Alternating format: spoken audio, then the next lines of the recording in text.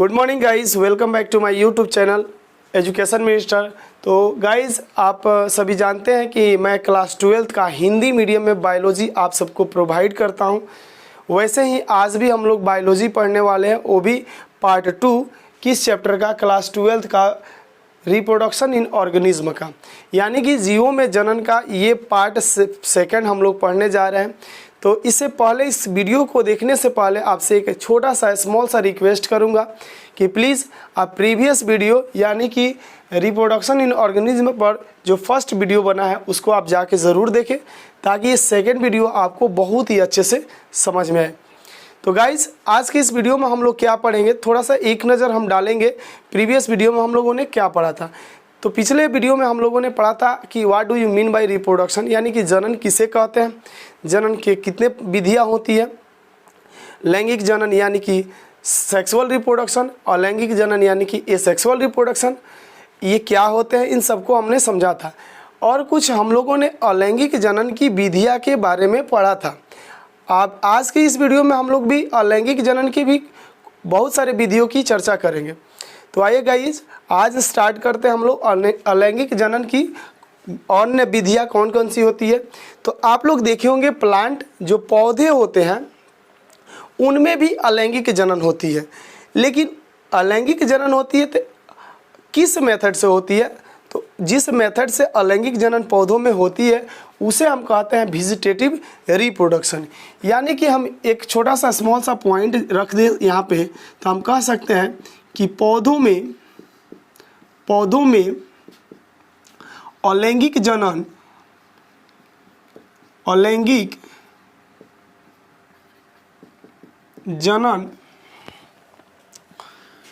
Vegetative reproduction कहलाता है।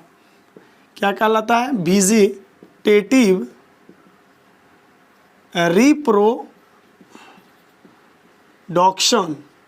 इसी को बोलते हैं हिंदी में कायिक जनन या कायिक परिवर्धन। कायिक जनन या कहते हैं कायिक परिवर्धन। यानी कि हम ये नहीं कह सकते हैं कि सारे जो पौधे होते हैं वह कायिक जनन ही करते हैं, लेकिन पौधों में भी कुछ ऐसे पौधे होते हैं जिनमें वेजिटेटिव रिप्रोडक्शन होता है। और वेजिटेटिव रिप्रोडक्शन एक एसेक्सुअल रिप्रोडक्शन का ही मेथड होता है। ठीक है गाइस, अब सबसे पहले हम समझेंगे वेजिटेटिव रिप्रोडक्शन होता क्या है। तो सबसे पहले वेजिटेटिव रिप्रोडक्शन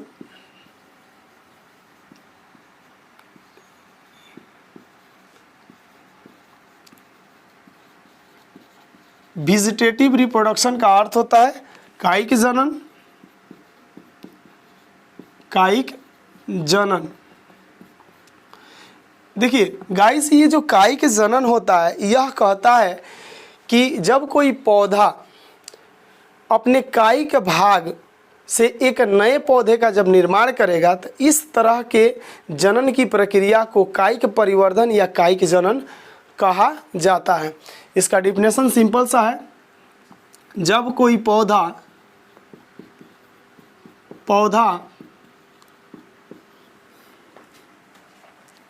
अपने कायिक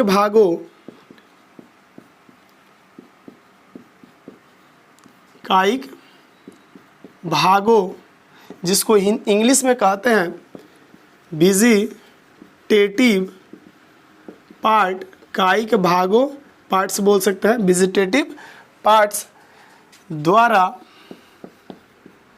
एक नए पौधे का निर्माण करता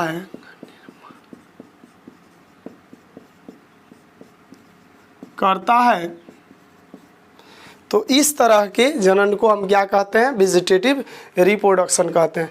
गाइस, इस बात को दिमाग में रखिएगा कि जब कोई पौधा अपने कायिक भाग से एक नया पौधा निर्माण करेगा, तो इस तरह के जनन को हम वेजिटेटिव रिप्रोडक्शन कहेंगे। अब हमें जानना है कि इसमें एक पॉइंट है कि कायिक भाग क्या होता है, यानी कि वेजिटेटिव पार्ट होता क्या है। तो गाइस, जो वेजिटेटिव पार्ट होता है वह होता है आपका जड़ या तना हो जाएगा, या पत्तियाँ हो जाएगी। ये सब जो होती है, इसके अलावा भी बहुत सारे अंग होते हैं पौधों के, उन सभी अंगों के माध्यम से एक नए पौधे का निर्माण होता है। बर्ड्स भी होता है, किसी में आइज होता है। तो गाइस ये जो पौधों का पार्ट है, उसके द्वारा जब एक नया पौधा निर्माण होगा तो ये वेजिटेटिव रिप्रोडक्शन कहलाएगा। और जिस अंग द्वारा वह निर्माण कर रहा है उस अंग को हम कहेंगे वेजिटेटिव पार्ट।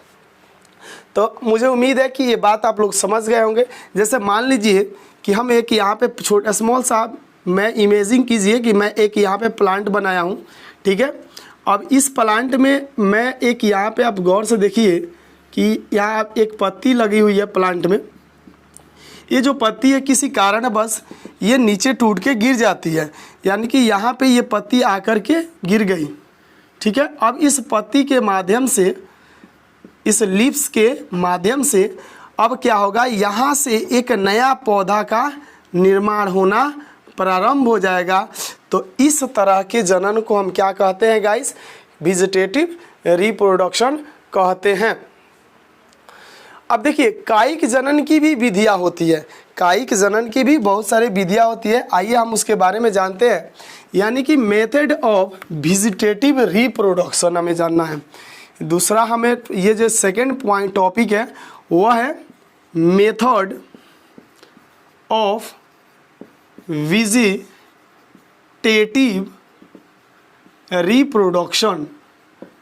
रिप्रोडक्शन यानी कि कायिक जनन की विधियाँ। इसको हिंदी में कहते हैं कायिक जनन की विधियाँ। तो देखिए गाइस, जो कायिक जनन की विधियाँ होती है वो नॉर्मली देखा जाए तो दो ही विधि है जो कायिक जनन होती है। तो पहला जो होता है वह होता है natural vegetative reproduction. Natural vegetative reproduction, इसको हिंदी में हम कहते हैं प्राकृतिक कायिक जनन। प्राकृतिक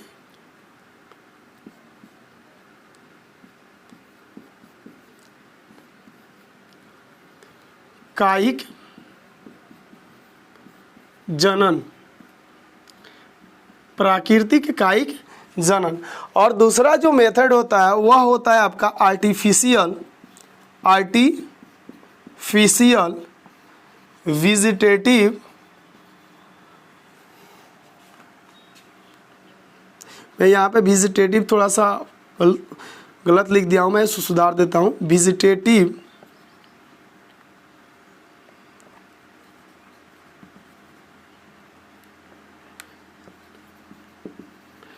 क्या, रिप्रोडक्शन। इसको गाइस बोलते हैं हम क्या, कृत्रिम कायिक जनन। इसको बोलते हैं कृत्रिम कायिक जनन। तो गाइस ये दो प्रोसेस होती है वेजिटेटिव रिप्रोडक्शन का। तो देखिए यहाँ पे गाइस दो पॉइंट है जिसको आपको दिमाग पे रखना है। अगर आपने दो पॉइंट दिमाग पे रखा तो इसको समझना कोई बड़ी बात नहीं है। पहली पॉइंट तो नेचुरल और दूसरी पॉइंट जो है आर्टिफिशियल। जब नेचुरल शब्द किसी भी टर्म से पहले लगता है तो उसका अर्थ ही हो जाता है स्वतः, यानी कि स्वयं। इसका नेचुरल का अर्थ हो जाएगा गाइस क्या, स्वतः। स्वतः मतलब कोई पौधा स्वतः एक नए पौधे का निर्माण करे तो इस तरह के जनन को प्राकृतिक कायिक जनन को कहते हैं। ये बहुत ही सिंपल सा डिफिनेशन था, आप आसानी से समझ सकते हैं। इस नेचुरल का अर्थ होता है स्वतः। जब कोई पौधा स्वतः एक जड़ या तना पत्ती के माध्यम से एक नया पौधा जब निकालेगा तो इस तरह को जनन को हम क्या कहेंगे, नेचुरल वेजिटेटिव रिप्रोडक्शन। यदि आपके किसी भी टर्म से पहले आर्टिफिशियल शब्द लग जाता है तो इसका अर्थ होता है कि स्वतः नहीं, मानव के द्वारा। आर्टिफिशियल शब्द का अर्थ हो गया कि कृत्रिम। कृत्रिम क्या मतलब, मनुष्य के द्वारा निर्माण किया गया हो। तो यानी कि इस तरह के जनन में हम कह सकते हैं कि पौधे स्वतः एक नए पौधे का निर्माण नहीं करते हैं, बल्कि मनुष्य के द्वारा एक नए पौधे का निर्माण किया जाता है। तो इस तरह के जनन को हम क्या कहते हैं? Artificial vegetative reproduction. तो गाइस इस पॉइंट को आप मुझे उम्मीद है आप लोग समझ लिए होंगे, तो इसको कॉपी कर ले और मैं चलता हूँ आगे के तरफ। अब समझेंगे हम लोग नेचुरल वेजिटेटिव रिप्रोडक्शन, यानी कि ये नेचुरल वेजिटेटिव यानी प्राकृतिक कायिक जनन जो होता है उनके भी कौन कौन सी विधियाँ होती है और कौन कौन से अंग होते हैं जिसके द्वारा स्वतः एक नया पौधा बन जाते हैं। तो आइए समझते हैं। सबसे पहला जो हमारा पॉइंट है गाइस वह है नेचुरल वेजिटेटिव रिप्रोडक्शन। इसको क्या बोलते हैं? प्राकृतिक कायिक जनन। तो गाइस अब प्राकृतिक कायिक जनन में बहुत तरह के मेथड होते हैं, विधियां होते हैं। आइए उन कौन कौन सी विधियां होते हैं उसको जानते हैं। यानी कि सबसे पहला जो विधि आता है गाइस वह आता है आपका भूमिगत तना। सबसे पहला विधि जो होता है क्या होता है? कायिक जनन में जो पहला विधि होता है नेचुरल वेजिटेटिव रिप्रोडक्शन, उसका जो पहला फर्स्ट जो मेथड होता है वह होता है भूमिगत तना। यानी यहाँ पे हम लिख देते हैं विधियाँ। अब देखिए विधियाँ में सबसे पहला विधि कौन सा है? भूमिगत तना। देखिए कुछ ऐसे पौधे होते हैं जिनके तना जो होता है भूमि के अंदर यानी कि मिट्टी में दफन करने के बाद दफन हो जाते हैं और खुद से एक नए पौधे का निर्माण करते हैं।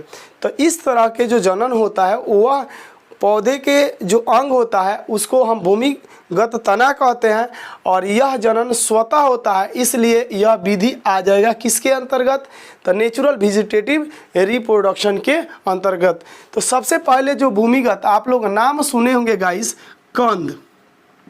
कंद का नाम आप लोग बहुत ही अच्छे से जानते होंगे। यह पहला हमारा जो है कि भूमिगत तना है कंद, जिसको अंग्रेजी में बोलते हैं ट्यूबर, राइट। अब इसका सिंपल सा एग्जांपल है गाइस आलू। आप लोग आलू देखे होंगे, आलू जो होता है उसमें पाया जाता है क्या? कंद। वह कंद जो होता है भूमिगत तना होता है और स्वतः उस कंद के द्वारा एक नए पौधे का निर्माण हो जाता है। जैसे कि मैं यहाँ पे सिंपली एक छोटा सा आलू का फिगर बना रहा हूँ। यहाँ पे देख रहे हैं आप बहुत सारे, इस आलू का ये क्या है? आइज है। आई यानी कि आँख है, इसको हिंदी में बोलते हैं क्या? आइज, यानी कच्छस कलिका भी कह सकते हैं।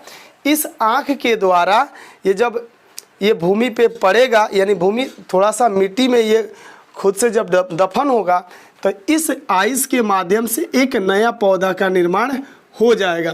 तो इस तरह से आपसे प्रश्न में पूछ सकता है कि आलू किस तरह का तना होता है, यानी कि आलू में किस तरह के तना पाया जाता है? तो हम कह सकते हैं भूमिगत तना।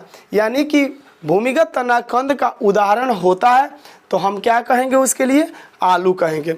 आलू में किस तरह के तना होता है? तो हम कह सकते हैं भूमिगत तना। और जो हमारा दूसरा उदाहरण है गाइस वह है आपका प्रकंद, यानी कि भूमिगत तना का दूसरा उदाहरण है प्रकंद। प्रकंद को क्या बोलते हैं? राइजोमस, यानी कि प्रकंद को हम क्या कहते हैं? राइजोमस। इसका सीधा सा एक छोटा सा जो उदाहरण है गाइस वह है अदरक। आप लोग अदरक अच्छे से देखे होंगे, अदरक में क्या पाया जाता है? तो प्रकंद पाया जाता है। आप लोग एक छोटा सा मैं यहाँ पे फिगर अदरक का बनाता हूँ, आप लोग इससे कल्पना कर सकते हैं कि इस तरह के अदरक जो होता है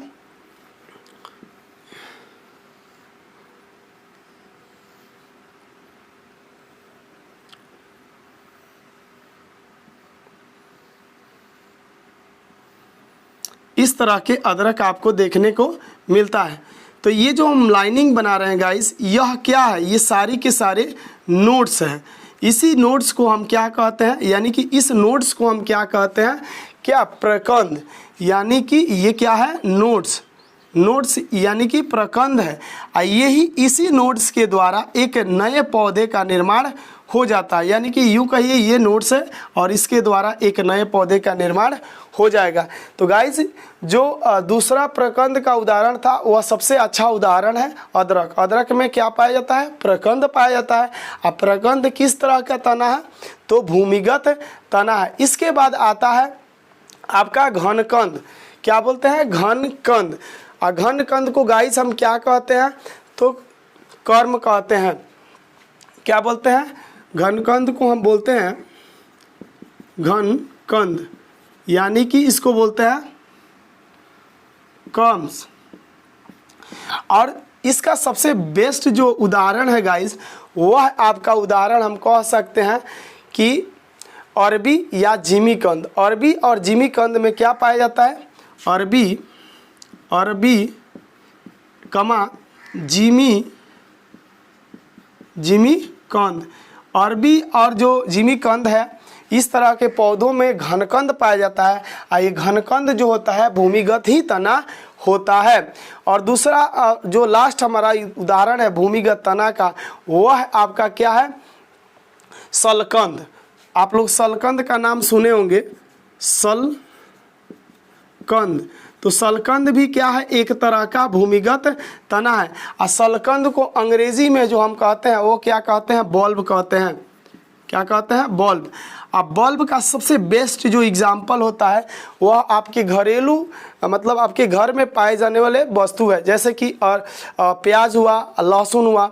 आप लोग प्याज और लहसुन अच्छे से देखे होंगे, प्याज और दूसरा क्या, लहसुन। तो गाइज जो प्याज और लहसुन होता है उनमें पाया जाता है सलकंद। और सलकंद किस तरह का तना है, तो सीधी सी बात आप कह दीजिएगा भूमिगत तना है। यानी कि भूमिगत तना का सबसे बेस्ट उदाहरण कौन कौन से है, कंद, प्रकंद, घनकंद और सलकंद। प्रकंद किस में पाया जाता है, आलू में। प्रकंद किस में, अदरक में। और घनकंद किस में, अरबी और जिमीकंद में। और सलकंद किस में पाया जाता है, जिसको बल्ब बोलते हैं, प्याज और लहसुन में पाया जाता है।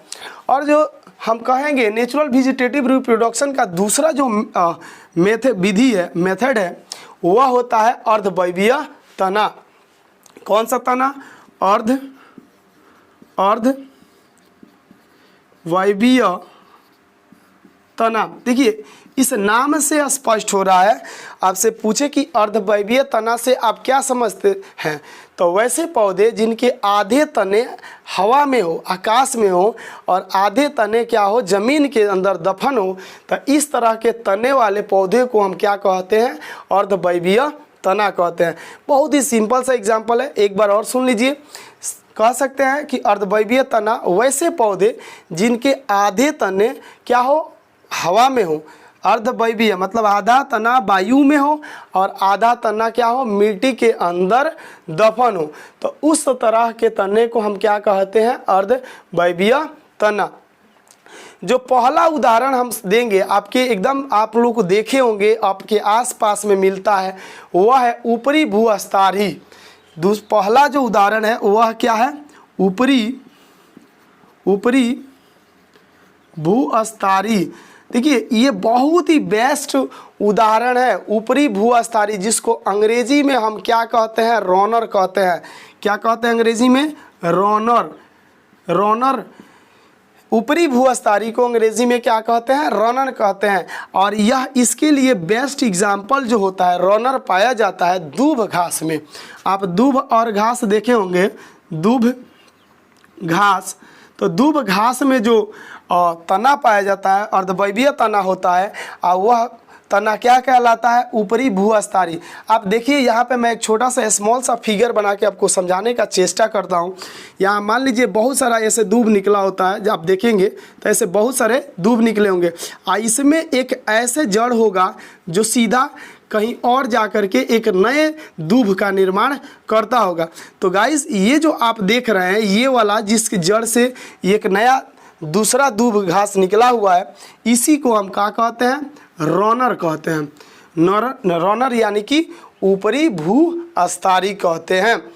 और सेकंड एग्जाम्पल के लिए मैं कहूँगा वीडियो को पॉज करके बाकी सारे बातों को आप नोट कर लीजिए, ताकि मुझे स्पेस की आवश्यकता है और मैं इसे इरेज कर दूं और आपको फिर आगे ले चलूं। सेकंड जो है हमारा वह है भूअस्तारी। क्या है सेकंड? भूअस्तारी। भूअस्तारी, भूअस्तारी को हम अंग्रेजी में क्या कहते हैं गाइस? स्टोलेन कहते हैं। अंग्रेजी में क्या कहते हैं? स्टोलेन। स्टोलेन का सबसे बेस्ट एग्जाम्पल जो है वो है स्ट्रॉबेरी। आप लोग स्ट्रॉबेरी खाए होंगे या देखे भी होंगे। स्ट्रॉबेरी क्या होता है? तो स्ट्रॉबेरी यह उदाहरण है किसके?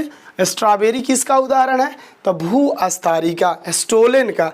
यह स्ट्रॉबेरी में किस तरह का तना पाया जाता है? तो हम कह सकते हैं अर्धवायवीय तना पाया जाता है। अब देखिए एक मैं स्ट्रॉबेरी का मैं छोटा सा एक उदाहरण बता दूं। जैसे मान लीजिए कि ये जो वृक्ष आप देख रहे हैं, ये मान लीजिए सपोज दैट ये स्ट्रॉबेरी का जो है कि वृक्ष है, ये स्ट्रॉबेरी का वृक्ष है और इसमें यहाँ पे स्ट्रॉबेरी जो है कि आपका फरा हुआ है, मतलब लगा हुआ है। और दूसरा मैं इधर एक पत्ती और बना देता हूँ ताकि आपको देखने में अच्छा लगे। और यहाँ पे देखिए एक टहनी निकला हुआ है और इस टहनी से जा करके ये टहनी कहीं पे मिट्टी में मिल जाता है। सपोज यहाँ मिट्टी में मिल जाता है और इससे एक नया स्ट्रॉबेरी का निर्माण होता है। यानी कि ये आप जो फिगर देख रहे हैं, एक छोटा सा स्ट्रॉबेरी नया निकल रहा है, उसका मैं उदाहरण दे रहा हूँ। तो आप ये यहाँ से ये जो सीधा दिख रहा है ये क्या कहलाता है? ये कहलाता है स्टोलेन। ये कैसे होता है? जब स्ट्रॉबेरी का एक पौधा, एक पेड़ का एक टहनी या शाखा क्या होता है, सीधा होते हुए मिट्टी में कहीं गिरेगा और मिट्टी से एक नया उस अंग से वो अंग मिट्टी में दफन हो जाएगा, वहाँ से एक नया पौधा का निर्माण हो जाएगा स्ट्रॉबेरी का। तो यह उदाहरण किसके लिए था? यह उदाहरण था भूअस्तारी का। अब जो है हम लोग पढ़ेंगे भूअस्तारी का। ये क्या किसका उदाहरण था? भूअस्तारी का। अब भूअस्तारिका को यानी कि हम लोग जानेंगे। तीसरा जो हमारा उदाहरण है किसका? अर्धवायवीय तना का, वह है भूअस्तारिका। इसको अंग्रेजी में कहते हैं ऑफसेट।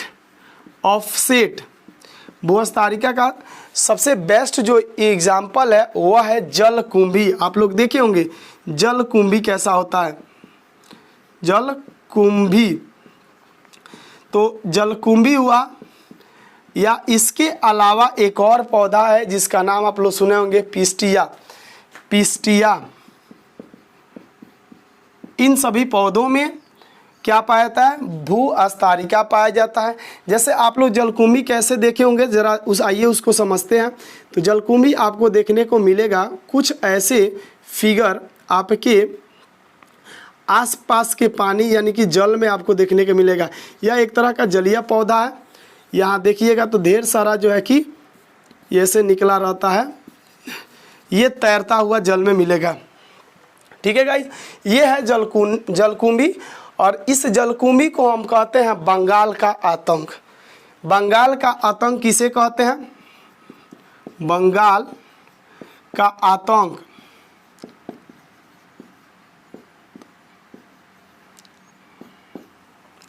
बंगाल का आतंक किसे कहा जाता है? तो जलकुंभी को। इसलिए कहा जाता है कि बंगाल में सबसे ज़्यादा जलकुंभी की मात्रा पाई जाती है। और जलकुंभी एक ऐसा जलीय जीव है जो जल में रह करके ऑक्सीजन को सोखता है, जिसके लिए जो जलीय जीव है आप अच्छे से जानते हैं कि जल में बहुत सारे जीव रहते हैं। उसमें बहुत तरह के मछलियाँ रहेंगी और उसके बाद में उसमें जो है कि बहुत तरह के कीड़े होंगे, बहुत तरह के सांप होंगे, यानी स्नेक्स होंगे। यानी कि जल में बहुत सारे जीव होते हैं, उसे जलीय जीव कहते हैं। जब जलकुंभी वहाँ पे ज़्यादा हो जाएगा, जहाँ पे जलीय जीव ज़्यादा है, तो जलकुंभी की मात्रा ज़्यादा होने से जितने पानी का यानी कि जल का जितना भी ऑक्सीजन होता है वह जलकुंभी क्या कर लेगा? सोख लेगा। तो उसी तरह से बंगाल में जो है सबसे ज़्यादा जलकुंभी की मात्रा पाई जाती है, जो जलीय जीव के लिए सबसे ज़्यादा घातक है। जैसे हम लोग फसल लगाते हैं धान की, अक्सर वो क्या होता है कि जल में ही होता है। ये जलीय जीव जलकुंभी तैरते हुए उस धान के फसल पे जाकर लग जाता है, जिसके वजह से सारे धान के फसल हमारे नष्ट हो जाते हैं। तो ये जो है बंगाल में सबसे ज़्यादा पाया जाता है जलकुंभी, इसलिए इसे बंगाल का आतंक कहा जाता है। आपसे प्रश्न कभी पूछ सकता है ऑब्जेक्टिव में कि बंगाल का आतंक किसे कहा जाता है, तो हम कहेंगे सीधा सा जलकुंभी को। गाइज अब थोड़ा सा आगे बढ़ते हैं। अपसेट यानी कि जलकुंभी। अब देखिए ये जो है इसका जड़ इधर निकलेगा और यहाँ से फिर एक नया पौधा का निर्माण कर लेगा, यानी कि ढेर सारे जलकुंभी का निर्माण करते चलेगा। तो ये वाला जो देख रहे हैं पार्ट, इसको बोलते हैं ऑफसेट। इसको क्या कहते हैं? ऑफसेट। तो गाइस ये आपका उदाहरण थे नेचुरल वेजिटेटिव रिप्रोडक्शन के, जिसमें कुछ अर्धवायवीय तने थे और कुछ जो है भूमिगत तने थे। भूमिगत तने यानी कि मिट्टी में रहने वाले, और अर्धवायवीय यानी कि आधे तने जो है कि वायु में और आधे तने जो है कि किस में, ज़मीन में होने वाले थे। तो उसका उदाहरण के साथ हमने जिक्र किया। आइए गाइस इस वीडियो को पॉज करके आप नोट कीजिए, चलते हैं आगे की तरफ। तो गाइस भूमिगत तना और अर्धवायवीय तना के अलावा बहुत से ऐसे पौधे हैं जिनमें और भी अंग के द्वारा प्राकृतिक कायिक जनन होते हैं। तो जैसे कि आप लोगों ने बहुत सारा ऐसे पौधे देखे होंगे जिसमें जड़ पाया जाता है और जड़ के द्वारा स्वतः एक नए पौधे का निर्माण हो जाता है। जैसे मैं कहूँ तो सीधा सा उदाहरण है सतवार या डहेलिया और शकरकंद। क्या कहेंगे इसका उदाहरण सबसे बढ़िया है? सतवार, डहेलिया, डहेलिया और शकरकंद।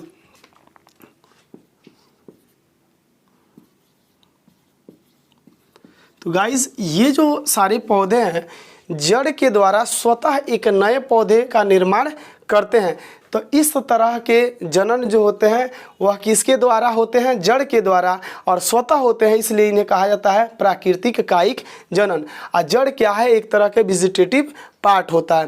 गाइस इसके अलावा कुछ ऐसे पौधे होते हैं, ये तीसरा था, और चौथा जो है पत्ती, यानी कि आप लोग बहुत सारे ऐसे पौधे देखे होंगे जिनमें क्या पाई जाती है? पत्तियां पाई जाती हैं, और पत्तियों के द्वारा एक नए पौधे का निर्माण हो जाता है। जैसे कि हम उदाहरण के लिए कहें तो ब्रायोफिलम्स,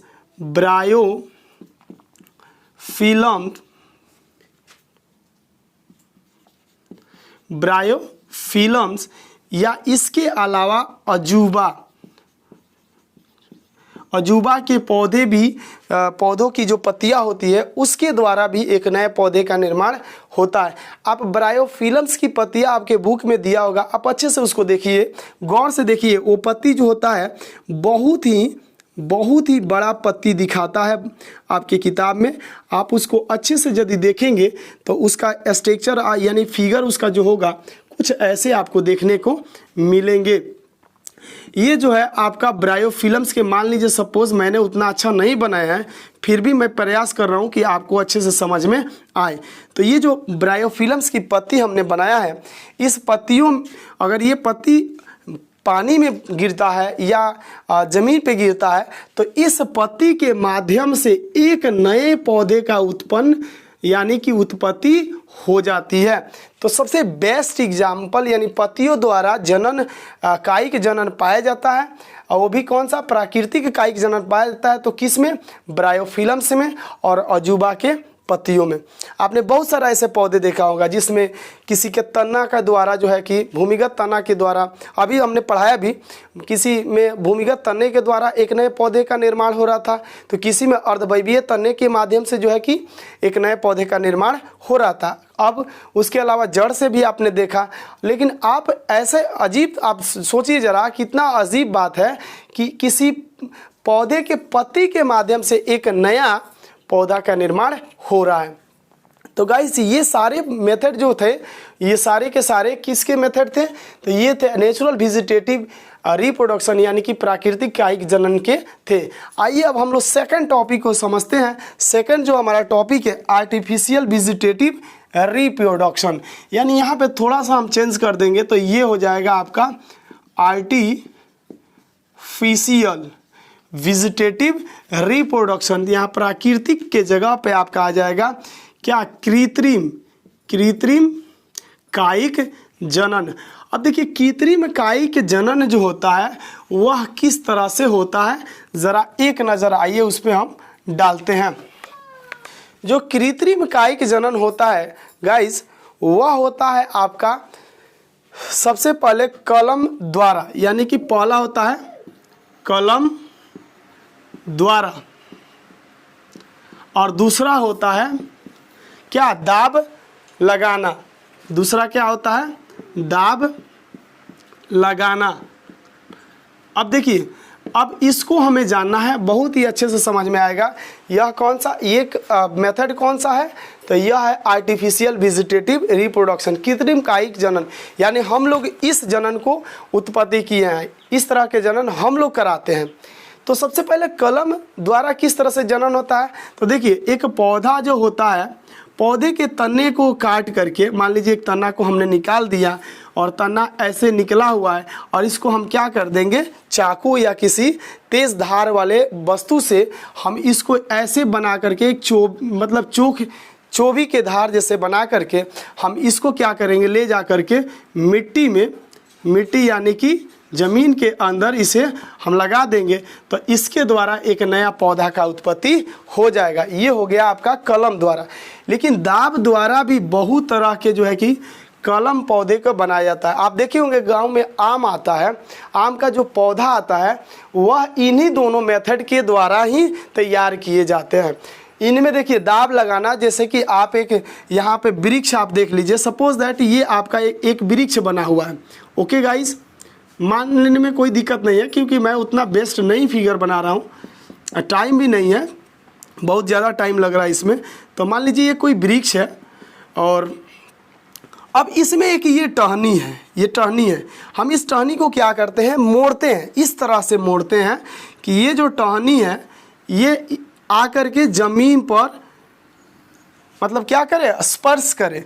अब ये आपका ज़मीन हो गया, ठीक है, ये भूमि हो गया।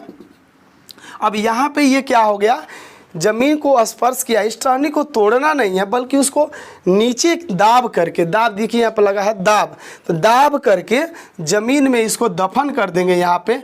और कुछ दिनों के बाद इसमें क्या निकल जाएंगे, बहुत सारे ऐसे जड़ निकल जाएंगे, और हम क्या करेंगे, यहाँ से अलग करके इसको हम कलम बना लेंगे इस भाग को, और उसी के द्वारा एक नए, इसी को ले चल के कहीं और स्थान पे हम क्या कर देंगे, रोपण कर देंगे, यानी कि लगा देंगे, तो एक नया पौधा का निर्माण हो जाएगा गाइस।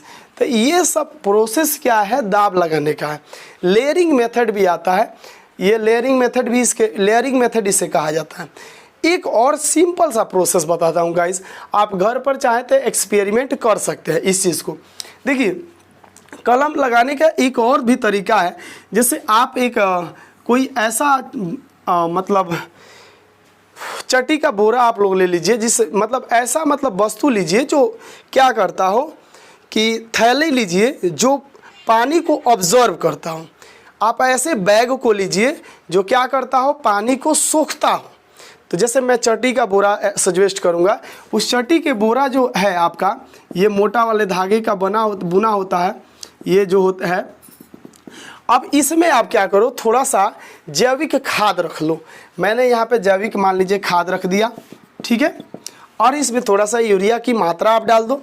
यूरिया का मात्रा हमने डाल दिया इसमें, ठीक है, और थोड़ा सा पानी इसमें डाल करके इसको एक में मिला दो। और आप क्या करो, कुछ नहीं आपको करना है, जैसे कि मान लीजिए यही एक पौधा है, इसमें इस तरह के एक पतली सी खूब अच्छे से जो है कि मतलब टहनी निकली हुई है। अब इस टहनी में ला करके इस प्लास्टिक के बोरे को ये जो चट्टी के बोरा है उसको इसमें बांध दो, और बांधने के बाद कुछ दिनों बाद यहाँ पे जड़ निकल जाएंगे, यहाँ से अलग कीजिए और एक नया पौधा उससे तैयार हो जाएगा। तो गाइज ये था आर्टिफिशियल वेजिटेटिव रिप्रोडक्शन की मेथड, कौन कौन से, दाब लगाना और कलम लगाना। इसको नोट कर लीजिए। चलते हैं आगे जो है हम लोग एक छोटे से प्रोसेस समझेंगे, आर्टिफिशियल का ही है। आर्टिफिशियल इसलिए कि मानव के द्वारा ही उस किसी भी पौधे को नए पौधे, किसी पौधे से एक नए पौधे का निर्माण किया जाता है। सूक्ष्म परिवर्धन विधि, सूक्ष्म परिवर्धन, सूक्ष्म परिवर्धन, इसको क्या कहते हैं? माइक्रोपोरोजेनेशन, माइक्रोपोरोजेनेशन यानी कि सूक्ष्म परिवर्धन विधि। देखिए, सूक्ष्म परिवर्धन विधि समझना है तो मैं स्टेप बाय स्टेप समझाऊंगा। उससे पहले एक छोटी सी बात समझ लीजिए, आसानी से आप इसको समझ जाइएगा। सूक्ष्म परिवर्धन विधि से आप क्या समझते हैं? तो देखिए, इसका परिभाषा पहले समझेंगे। तो किसी पौधे के किसी भी पौधों के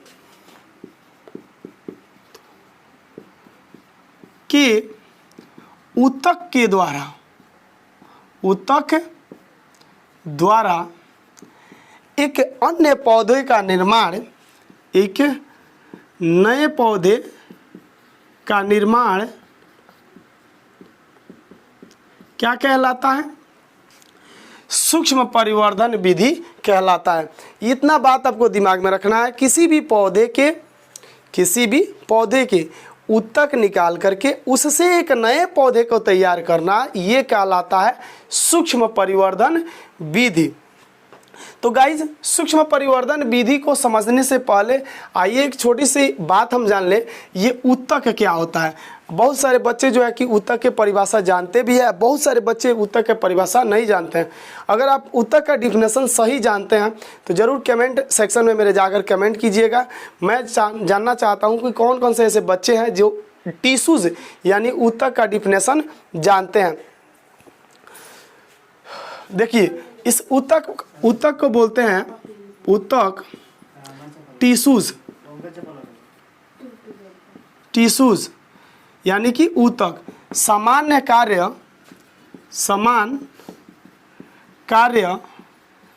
तथा समान संरचनाओं वाले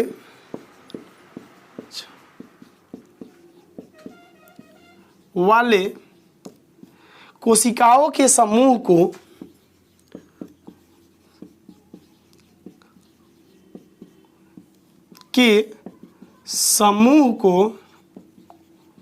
ऊतक कहते हैं। ये बात अच्छे से आप समझिए कि सामान्य कार्य तथा सामान्य कोशिकाओं के संरचनाओं वाले कोशिकाओं के समूह को क्या कहते हैं? ऊतक कहते हैं। जैसे हम ऊतक के द्वारा एक नए पौधे का निर्माण किस तरह से करेंगे, तो देखिए, मान लीजिए हमने एक यहाँ पे कैरेट को लिया। कैरेट आप लोग जानते ही हैं, कैरेट मीन्स क्या होता है? गाजर होता है। कैरेट मीन्स क्या होता है? गाजर होता है।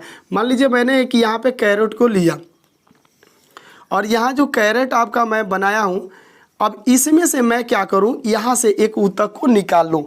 यहाँ से क्या निकालूँ?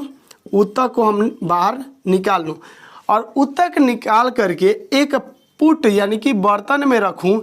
उस बर्तन में ये बात याद रखनी चाहिए, कृत्रिम पोषक वह बर्तन होनी चाहिए। कैसा? कृत्रिम पोषक माध्यम। वह बर्तन कैसा होना चाहिए? जो कृत्रिम पोषक माध्यम हो, उसमें माध्यम यानी कि मानव के द्वारा इसमें पोषण के जी सारे सामग्री मौजूद होनी चाहिए। और दूसरा, इसमें नियमित वातावरण होनी चाहिए। नियमित वातावरण। अब जब इस टिश्यूज़ में हम रखेंगे तो ये क्या होगा? ये टिश्यूज़ धीरे धीरे अंकुरित होकर के एक नए पौधे का निर्माण कर लेगा। तो गाइज, ये था आपका सूक्ष्म परिवर्धन। अब इस सूक्ष्म परिवर्धन को स्टेप बाय स्टेप चलिए हम समझते हैं अच्छे से कि इसको कैसे हम जो है कि एक ऊतक से एक नए पौधे का निर्माण करते हैं। स्टेप 1 में सबसे पहले स्टेप यहाँ पे लिखता हूँ, स्टेप फर्स्ट में आपको करना क्या है? आप एक मान लीजिए हमने एक यहाँ छोटा सा गाजर लिया है। आप इस गाजर से एक टिश्यूज़ को बाहर निकाल लोगे स्टेप 1 में। इस टिश्यूज़ को निकाल करके आप एक बर्तन में रखोगे, जिस बर्तन में क्या मौजूद होगा गाइस? तो इसमें मौजूद होगा आपका नियमित, मतलब नियमित वातावरण, नियमित वातावरण। नियमित वातावरण का अर्थ हुआ कि इस टिश्यूज़ के अनुकूल वहाँ पे वातावरण होना चाहिए। ज़्यादा टेम्परेचर हो जाएगा तब भी टिश्यूज़ क्या हो जाएगा, डेथ कर जाएगा, या कम होगा टेम्परेचर तब भी डेथ कर जाएगा।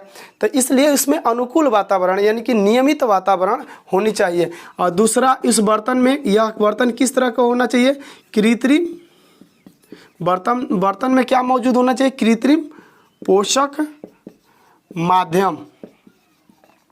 ठीक है गाइस। अब देखिए, जब हम इसमें टिश्यूज़ को रख दिए यहाँ पे, अब ये टिश्यूज़ इस नियमित वातावरण जिस बर्तन में है और उसमें कृत्रिम पोषक माध्यम है, उसमें हमने रखा टिश्यूज़ को। अब ये टिश्यूज़ क्या होगा, ढेर सारे कोशिकाओं का समूह बना लेगा, यानी कि बड़ा सा कोशिका बना लेगा। ये चीज़ आप देख पा रहे हैं फिगर में। इस कोशिकाओं का जो समूह बना लेगा उसी को हम कहेंगे कैलस। क्या कहेंगे, कैलस। ठीक है गाइस, ये कोशिकाओं का समूह है। अब स्टेप सेकंड में आपको कुछ नहीं करना है। स्टेप सेकंड में आपको उस कैलस कोशिका वाले टिश्यूज़ को क्या कीजिएगा, एक बर्तन में रखोगे जिसमें क्या मौजूद होगा, हार्मोन्स मौजूद होंगे। इस बर्तन में क्या है, हार्मोन,